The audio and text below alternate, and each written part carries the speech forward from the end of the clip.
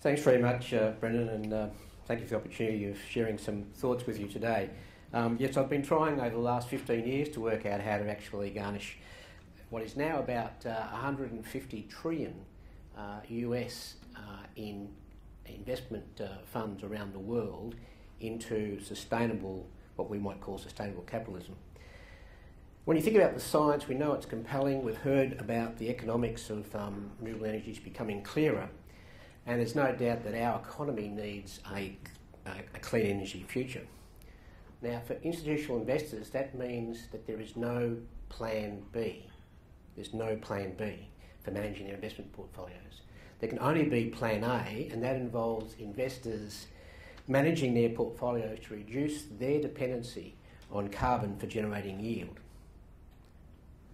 Plan A, if you think about it, means we have to change investment policies, we have to change investment strategies, we have to measure the carbon footprint of investment funds portfolios, we have to adjust asset allocations, we have to broaden the focus of company management and asset manager engagement, we have to even disinvest in some of our securities, and we have to invest in a range of climate solutions, including renewable energy. The good news to me is that this is the investment opportunity of the next 20 years if we just recognise it. So the question is, are institutional investors pursuing plan A or acting as if there is only one plan, that plan B? If you think about plan B, that means that institutional investors who are following plan B are really saying that there is no material risk from climate change and that communities, business and governments won't try to do anything about it. Now that's a very, very risky position for investors to take, and particularly superannuation funds, because if you think of plan B, it assumes that there is no material risk to the asset values of those portfolios from the physical impacts of climate change. It assumes that there's no material risk to asset values from the introduction of new technologies.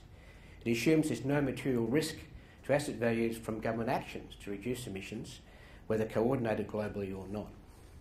So if plan B is going to actually result in potentially reduction in asset values, how can we shift institutional investors, and there's 150 trillion US dollars of these people around the world, how are we going to shift them from plan B to plan A? So I asked three questions. A, can it be done? Secondly, what will be the drivers to get investors to go from plan B to plan A? And third, how do you make it happen? Let's look at the super industry in Australia. We're 1.4 trillion. It's pretty big, but it's still small compared with the 150 trillion that's around the world. So the question is, can we get those funds to shift from plan B, which most of them are on at the moment, to plan A? And I think that it's possible. There's no shortage of information.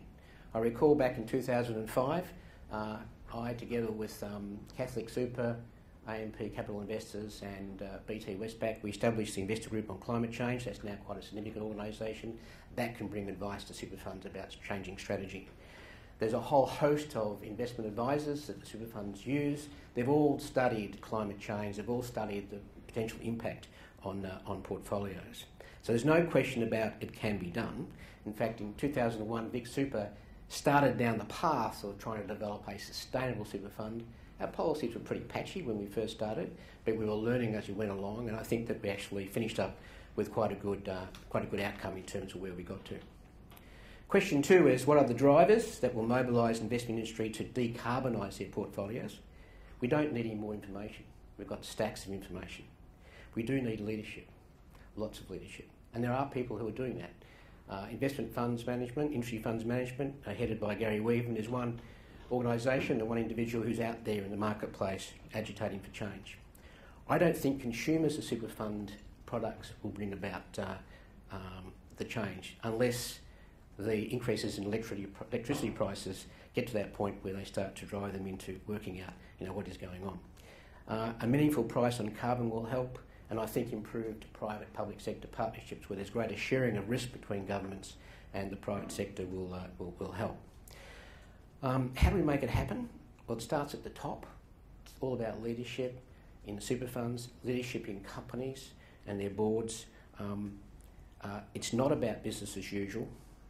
And it's about change that can be implemented relatively quickly if you just take that first step to say, we are going to do this.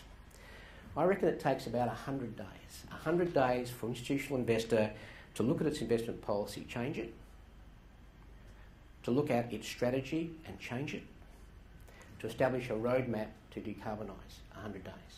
It takes another 100 days to actually start a conversation with its memberships and with its clients and with its service advisors.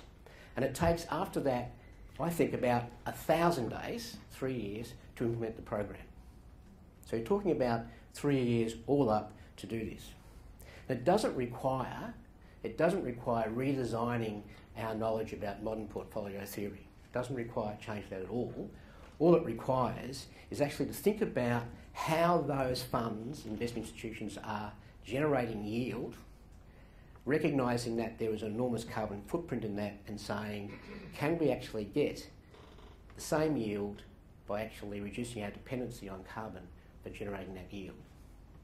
And perhaps later on I can talk about, in question time, some of the things that we did to actually do that. It's possible to do. Thank you for the opportunity.